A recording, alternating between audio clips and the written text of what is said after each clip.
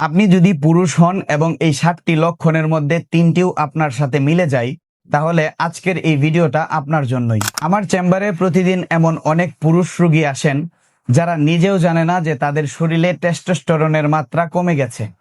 কারণ এই সমস্যাটা প্রথম দিকে খুব সাধারণ দুর্বলতার মতো দেখা দেয়। চিকিৎসা শাস্ত্রে টেস্টোস্টেরন কমে যাওয়া যেই লক্ষণগুলো আমরা সাধারণত দেখি তা হলো যৌন আগ্রহ ধীরে ধীরে কমে যাওয়া, সকালে স্বাভাবিক ইরেকশন কমে যাওয়া, সারাদিন অস্বাভাবিক ক্লান্তি অনুভব করা, পেশি শক্তি ও শারীরিক সক্ষমতা কমে যাওয়া, পেটে চর্বি বা মেদ বেড়ে যাওয়া, মেজাজ খিটখিটে হয়ে যাওয়া বা মন খারাপ থাকা, কাজে মনোযোগ ধরে রাখতে না পারা।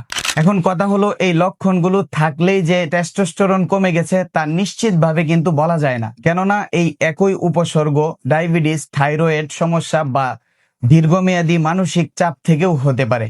তাই আমার পরামর্শ থাকবে, লক্ষণ মিলে গেলে আতঙ্কিত না হয়ে একজন চিকিৎসকের কাছে গিয়ে সঠিক পরীক্ষা করিয়ে নিন।